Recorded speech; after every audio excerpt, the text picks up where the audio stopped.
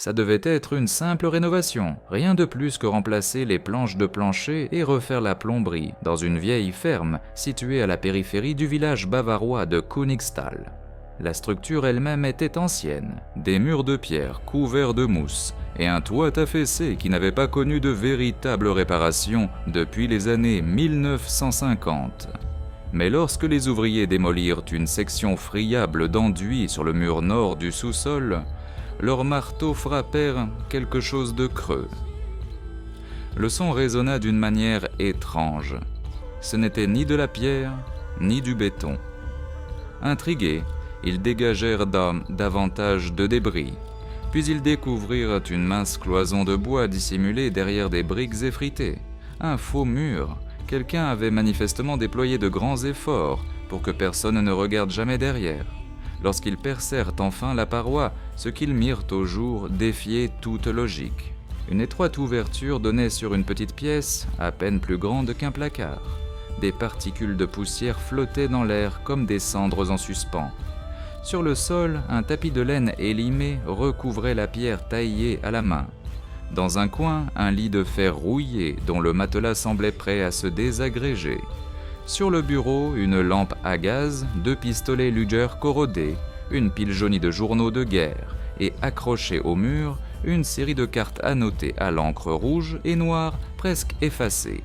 Mais l'objet le plus troublant se trouvait directement sous la lampe de bureau, un uniforme plié presque intact malgré le temps, laine noire, passepoil rouge, croix de fer sur la poitrine et sur le col 2 feuilles de chêne argentées, l'insigne indubitable d'un général nazi. Le contremaître appela la police qui boucla le bâtiment en quelques heures. Peu après, arrivèrent des historiens, puis des experts judiciaires, des journalistes et une nuée de véhicules sans insigne. Personne ne pouvait expliquer cette découverte. La pièce n'avait pas seulement été cachée, elle avait été préservée. Des boîtes de conserve alignées sur les étagères, une cigarette à moitié fumée reposant dans un cendrier en verre. La poussière s'était posée sur le tout sans jamais être dérangée. Quelqu'un avait vécu là. Quelqu'un prévoyait d'y revenir, mais ne l'a jamais fait. Et à en juger par ce qui restait, ce n'était pas le refuge d'un soldat en fuite, c'était celui d'un homme disparu dans les marges de l'histoire, envolé sans un bruit jusqu'à aujourd'hui. Dans les derniers jours chaotiques de la Seconde Guerre mondiale, alors que Berlin tombait en ruine et que le Troisième Reich s'effondrait sous le feu allié, le général Otto Weber disparut. Ni mort, ni capturé, simplement volatilisé. Sa dernière apparition attestée date du 26 avril 1945. Un rapport de renseignement le mentionne quittant un bâtiment gouvernemental à Berlin, en civil, accompagné de 2 hommes soupçonnés d'appartenir à la SS. Il portait une sacoche, puis plus rien. Pas un témoin, pas un corps, pas une trace. Weber n'était pas un officier ordinaire. C'était l'architecte de plusieurs stratégies de haut niveau sur le front de l'Est et un proche d'Heinrich Himmler. Polyglotte, ingénieur de formation, logisticien habile, Weber n'était pas le genre d'homme qui disparaît par hasard. Sa disparition alimenta des spéculations internationales pendant des décennies. Certains disaient qu'il avait fui en Argentine grâce aux filières d'exfiltration gérées par le Vatican. D'autres affirmaient qu'il avait été tué par les troupes soviétiques lors du siège de Berlin, son corps perdu dans les décombres. Les théoriciens du complot affirmaient qu'il avait orchestré sa propre mort, un corps brûlé remplacé par un autre, de faux papiers dispersés, des témoins réduits au silence. Les procès de Nuremberg ne le mentionnèrent jamais. Il ne figurait ni parmi les morts, ni parmi les prisonniers. Les agences de renseignement américaines, britanniques et israéliennes gardèrent son dossier ouvert. Dans les années 60, Weber était devenu une légende. Le général fantôme, dont l'absence parlait plus fort que n'importe quel témoignage. Certains pensaient qu'il vivait sous une fausse identité, vieillissant discrètement quelque part en Europe. D'autres qu'il était mort depuis longtemps, enterré sous un nom d'emprunt dans un cimetière oublié. Mais aucune théorie n'avait la moindre preuve, jusqu'à cette découverte derrière un mur à Königstal. Avec la chambre intacte, comme figée dans le temps, les vieilles rumeurs reprirent vie. Était-ce là que Weber s'était réfugié? S'était-il caché ici, tandis que le monde le traquait? Et si oui, qui l'avait aidé? Car un général ne disparaît pas seul. Il a des soutiens, des alliés, des sympathisants et un plan. Quelle que soit la vérité, une chose est certaine, quelqu'un a tout fait pour ensevelir l'histoire d'Otto Weber. Mais après 80 ans, les murs se sont enfin fissurés et le passé commence à ramper hors de l'ombre. Avril 1945, l'Allemagne brûlait, les villes n'étaient à plus que cendres, les trains immobiles, les communications rompues. Le Troisième Reich agonisait et ceux qui l'avaient construite le tentaient désespérément d'échapper au jugement qui les encerclait. Les forces américaines avançaient depuis l'ouest, les soviétiques depuis l'est. Des divisions entières se rendaient nains sans combattre. D'autres se volatilisaient dans les forêts, espérant que l'anonymat sauverait ceux que la loyauté avait condamnés. La hiérarchie nazie s'effondrait. Hitler s'était retranché dans son bunker. Goebbels hurlait des ordres de propagande que plus personne n'entendait. Et au milieu de ce chaos, un plan secret se déployait. Un plan censé ne pas seulement clore la guerre, mais en trancher la tête. Ce plan s'appelait Opération Eclipse. Élaboré dans l'ombre des services alliés, il visait à décapiter le régime nazi, capturer ou éliminer ses dirigeants, saisir les archives, interroger les scientifiques, empêcher la naissance d'un quatrième Reich. Les unités militaires reçurent des listes noires, d'individus à arrêter sur le champ, officiers SS, chefs de la Gestapo, idéologues du parti. Et parmi ces noms, Bormann, Müller, Dönitz, figurait celui du général Otto Weber. Weber représentait un problème. Son rang imposait déjà la tension, mais ses connexions le rendaient d'autant plus dangereux. Il avait assisté à plusieurs réunions stratégiques sur le front de l'Est, et on lui prêtait des connaissances et sur la recherche d'armes expérimentales dans les montagnes du Harz. Des dossiers postérieurs à la guerre suggéraient qu'il avait joué un rôle dans le transport d'œuvres d'art et d'or pillées en France. Les Alliés le voulaient, les Soviétiques encore davantage. Mais Weber, toujours stratège, s'était préparé bien avant les premiers obus sur Berlin. Tandis que la capitale sombrait dans le chaos, il s'effaça entre les fissures. Moustache rasée, documents brûlés, nom d'emprunt. Il savait comment se resserrerait le filet, où seraient dressés les barrages, quelle route surveiller. Et comme d'autres avant lui, Weber sembla se dissoudre dans la fumée. Mais il ne partit pas loin, pas de sous-marin pour l'Argentine, pas d'exil au fin fond de la Sibérie. Il choisit un lieu calme, isolé, un endroit que personne ne penserait à chercher. Non pour fuir la guerre, mais pour attendre qu'on l'oublie. Königstal n'apparaît sur presque aucune carte moderne. Même les habitants plaisantent en disant que le village est plus une légende qu'une commune. Perdu au cœur des Alpes bavaroises, entouré de crêtes couvertes de pins et de pics noyés de nuages, c'est l'un de ces lieux où le temps s'attarde. Pas de station-service, pas de poste, seulement une chapelle de pierre, une auberge fermée et quelques maisons d'un autre siècle. Population 287 âmes, peut-être moins. À Königstal, les nouvelles arrivent tard et repartent tôt. C'est ainsi que les villageois les préfèrent. Alors, lorsque l'on découvrit le faux mur dans la ferme du sud du bourg, la plupart ne dirent rien, mais les plus âgés se souvenaient, à voix basse, avec hésitation.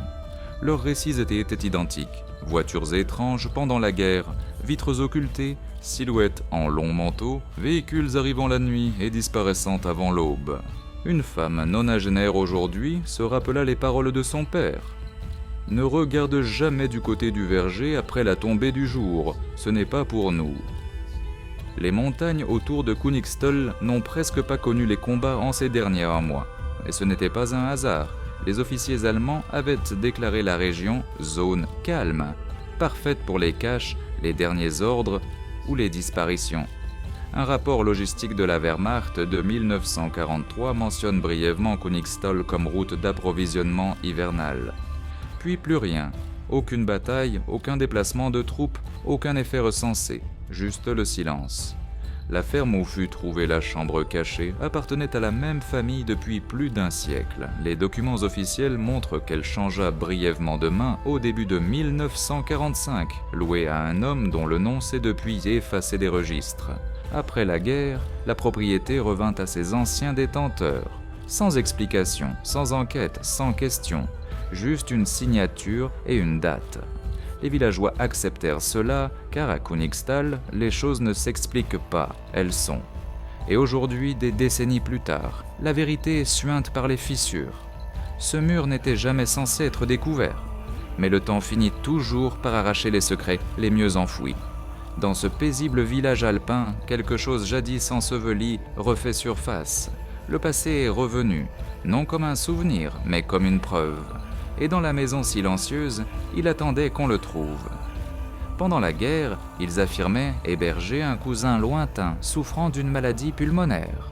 Après 1945, ils disaient qu'il était mort. Il n'y eut ni funérailles, ni tombe, seulement le silence. Ce genre de silence qu'on apprend à ne pas troubler. Un habitant se souvenait que son père lui avait interdit de s'approcher du verger après la tombée du jour. « Cette route ne nous appartient plus », avait-il dit. « Si tu vois quelqu'un parmi les arbres, continue de marcher. Ne regarde pas. Ne fais pas signe. » Un autre se rappelait que toutes les quelques semaines, quelqu'un déposait devant la vieille chapelle des paquets, des conserves, du pain, des couvertures de laine, toujours disparus au matin. C'était comme si tout le village vivait sous un sort, non pas celui de la loyauté, mais celui de la peur, non celle qui crie, mais celle qui s'enracine dans les os. Ils ne savaient pas qui se cachait dans les collines, mais ils savaient que quelqu'un s'y trouvait. Un fantôme peut-être, ou un homme qui en avait trop vu et ne voulait pas être retrouvé. Dans tous les cas, le message était clair, la guerre était finie, mais quelqu'un occupait encore Kunsthal, et personne n'osait prononcer son nom. La découverte de la planque raviva l'intérêt des services de renseignement, toujours hantés par les fantômes d'une guerre qu'ils croyaient close. Des archives britanniques et américaines déclassifiées furent réexaminées. De vieux mémorandums poussiéreux sortirent de dossiers oubliés, marqués « Eclipse », actifs résiduels. Parmi eux, un document attira l'attention, daté du 18 juillet 1946, tapé à la machine, légèrement taché, portant le sceau de l'Office of Strategic Services, l'OSS, ancêtre de la CIA. Des sources crédibles suggèrent qu'une cible de grande valeur, probablement un général, est hébergée dans la région bavaroise près de Königsthal. Coopération civile locale présumée, observation discrète recommandée, sans engagement direct. Mais aucun rapport de suivi n'existait, aucune note de surveillance, aucune photographie de terrain, rien pour confirmer ou infirmer la présence de Weber. Juste un vide dans les dossiers, là où devaient se trouver les réponses. Les services de renseignement de l'époque devaient suivre des milliers de noms, inspecter des centaines de refuges et trier une Europe en ruine. La piste, comme tant d'autres, s'effaça sous le poids du chaos de l'après-guerre. Un rapport du renseignement militaire britannique mentionnait un passage dissimulé près d'un verger sur un domaine privé, mais l'information fut rejetée faute de preuves. L'agent qui l'avait rédigé fut muté, puis mourut dans un incident sans lien. Un autre document de l'OSS classait Kunsthal comme une impasse, notant que la source s'était rétractée ou avait disparu. En note rouge, « Ressources mieux utilisées ailleurs ». Certains pensent qu'il ne s'agissait pas de négligence, mais d'aveuglement volontaire. Avec l'aube de la guerre froide et de nouveaux ennemis, les anciens furent discrètement intégrés dans de nouveaux arrangements. D'anciens nazis, ingénieurs, scientifiques, officiers du renseignement furent absorbés dans des programmes à hôtel café, opération Paperclip. Les dossiers disparurent, les noms changèrent et le silence devint une stratégie. Weber, semble-t-il, tomba entre les fissures à dessein, un fantôme à qui on avait laissé juste assez d'espace pour s'évanouir.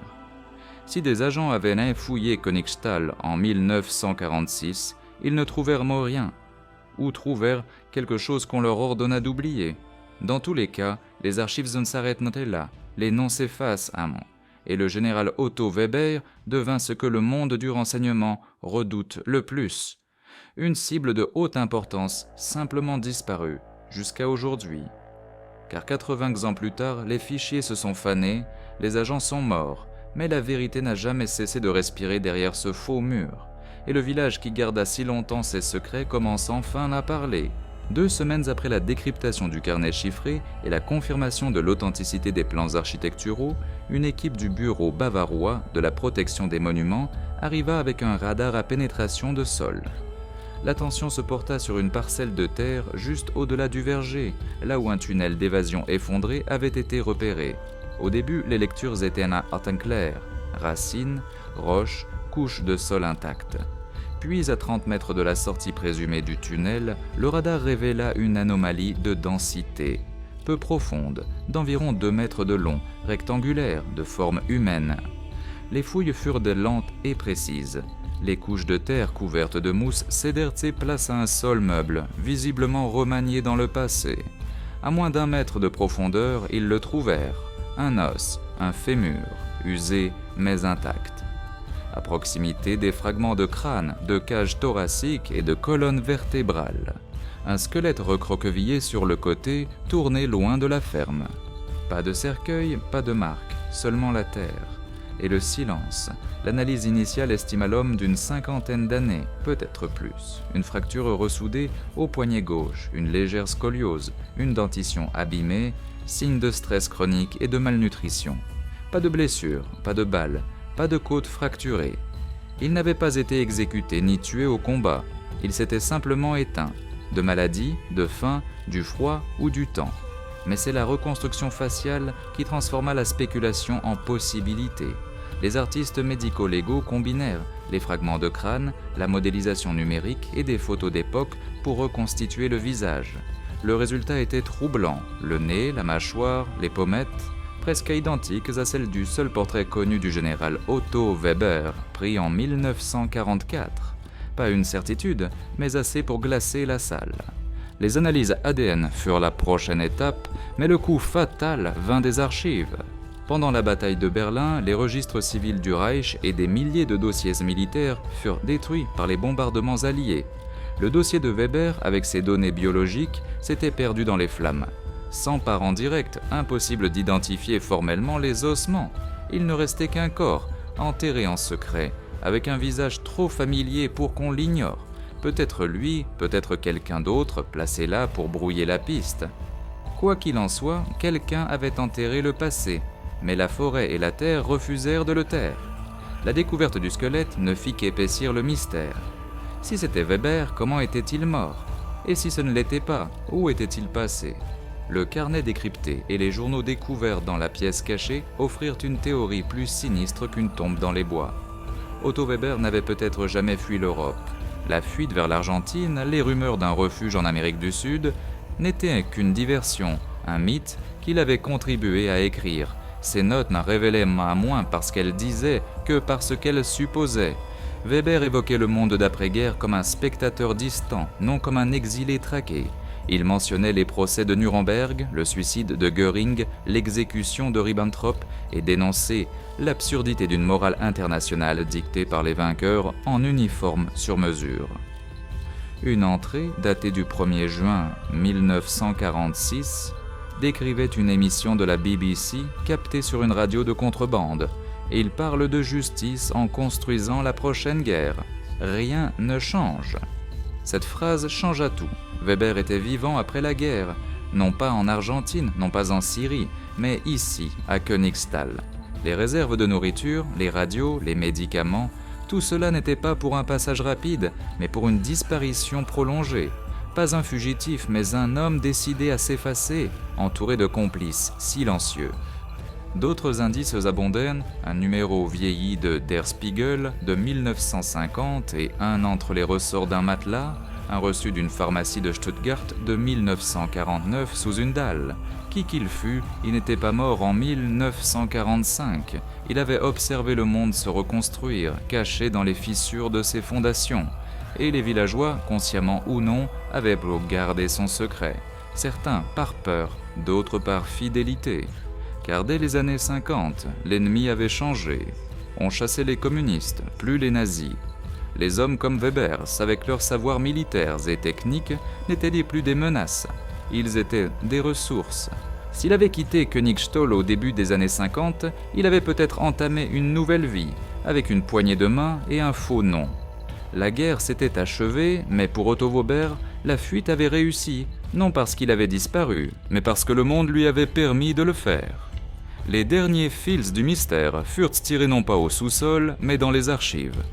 Les enquêteurs retraçant l'historique de la ferme trouvèrent un acte de vente daté du 1er février 1944, quelques mois avant la construction de la pièce cachée.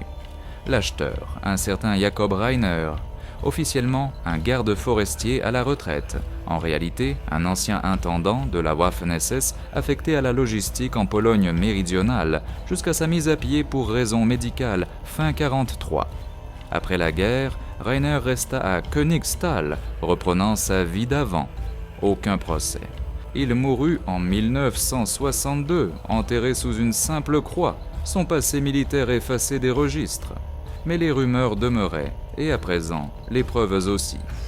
L'abri n'avait pas seulement été toléré, il avait été permis. Documents égarés, inspections annulées, l'électricité détournée via un compteur déconnecté, manipulation nécessitant une aide intérieure. Une lettre trouvée dans le carnet mentionnait même le déneigement de la route du Verger avant livraison, signée d'une petite plume dessinée à la main, symbole plus tard associé à la papeterie personnelle de Rainer. Interrogé, le petit-fils d'un ancien maire accepta de parler à contre-cœur. « Les gens veulent croire que nous savions tout, que nous cachions des monstres dans nos granges. Mais ce n'était pas ça, pas vraiment. » Il regarda les montagnes. On essayait juste de survivre. Chacun avait son passé. Certains l'ont enfoui, d'autres, c'est le passé qui les a enfouis. Pas de révélation spectaculaire, pas de liste gravée dans la pierre, juste l'effritement lent du doute. À Königstal, le silence n'avait pas seulement protégé Weber, il l'avait couvert. Et comme tant de villages d'Europe d'après-guerre, le refus de poser des questions était devenu une forme de complicité. Lorsque la poussière retomba et que les dernières preuves furent cataloguées, la communauté des historiens intervint, d'abord intriguée, puis fascinée. La découverte de Königstal n'était pas un simple dossier ouvert, mais un vestige matériel exceptionnel d'un des chapitres les plus sombres de l'histoire moderne. La docteure Claudia Henschel, historienne à l'Institut d'histoire contemporaine de Munich, fut parmi les premières à se rendre sur place. « Nous avons des documents, des témoignages, mais pas de lieu comme celui-ci », déclara-t-elle. Un abri intact, authentique, pour un général nazi. C'est comme ouvrir une lettre scellée du passé. Le site offrait un élément tangible dans un domaine dominé par la spéculation. Les historiens avaient longtemps débattu de l'ampleur des réseaux d'évasion nazis. Combien avaient fui? Combien avaient été cachés? Combien n'étaient jamais partis? L'abri de Königstal apportait une réponse, mais aussi d'autres questions. Si Weber avait disparu ainsi, aidé par tant de personnes, combien d'autres l'avaient fait? Combien de murs creux, de tombes anonymes, de carnets oubliés sommeillent encore sous les granges et les planchers de l'Europe rurale? Cette découverte remit aussi en cause le mythe d'une justice alliée totale. Pour chaque criminel jugé à Nuremberg, combien s'étaient évanouis sous le manteau de la guerre froide? La ferme n'était pas qu'un refuge, c'était un symptôme. La preuve physique de ce qui se produit quand la vengeance cède la place à la commodité et que la responsabilité s'enterre sous la géopolitique. Des conférences académiques furent programmées, des documentaires proposés. Le site fut placé sous protection patrimoniale, avec le projet de l'ouvrir au public, non comme un sanctuaire, mais comme un avertissement. Car l'histoire d'Otto Weber ne concerne plus un seul homme, elle parle de ce que le monde l'a laissé devenir, de ce qu'il a choisi d'oublier, et de ce qui reste peut-être encore enfoui dans le silence entre deux pages d'histoire. À l'automne, les fouilles prirent fin. Les documents furent transférés, la terre analysée, les eaux cataloguées et conservées aux archives de Munich. Mais la pièce elle-même, étroite, poussiéreuse, ensevelie depuis près de 8 décennies, demeura intacte, non par négligence, mais par volonté. Königstal l'avait cachée pendant 80 ans. À présent, il la montrerait. Le ministère bavarois de la Culture classa officiellement la ferme comme monument historique. Des restaurateurs vinrent inventorier chaque objet, la position des boîtes de conserve rouillées, l'inclinaison de la chaise brisée. Le lit resta à sa place, le journal demeura sur le bureau, sous verre. Même la cire fondue des chandelles fut laissée en l'état. Ils ne tentaient pas de nettoyer le passé, ils cherchaient à le préserver. La fausse cloison fut reconstruite, cette fois non en briques, mais en verre blindé transparent, traversant toute la cave, permettant aux visiteurs de voir au-delà du seuil dans la vie d'un homme que personne n'était censé revoir. L'éclairage resta minimal, froid, tamisé, silencieux. Le but n'était pas la mise en scène, mais la révélation. Dehors, une plaque sobre fut posée. Otto Weber, général. dernier poste connu, disparu en 1945, découvert en 2025. Aucune glorification, aucune condamnation, seulement des faits. Et juste dessous, gravé dans le verre, la dernière phrase du journal du général, écrite d'une main ferme. L'histoire est écrite par ceux que l'on retrouve, je n'ai pas cette intention. Pendant des décennies, cette phrase était enfouie sous la pierre et le silence. Aujourd'hui, elle fait face au monde, à la fois avertissement et aveu, car Weber avait presque réussi. Il avait presque disparu parmi les ombres de l'histoire. Mais au bout du compte, ce ne furent ni les tribunaux ni les chasseurs d'hommes qui le trahirent, mais l'âge, la décrépitude et un mur qui s'effondra. La pièce est silencieuse à présent. Les visiteurs passent lentement, leur visage reflété dans le verre. Ils contemplent le passé et y voient non seulement la fuite d'un homme, mais tout le mécanisme qui l'avait rendu possible. Le système, le silence, la complicité. L'histoire n'a pas retrouvé Weber. C'est le temps qui l'a fait. Et maintenant, le reste du monde aussi. Cette histoire était brutale, mais celle de droite est encore plus folle.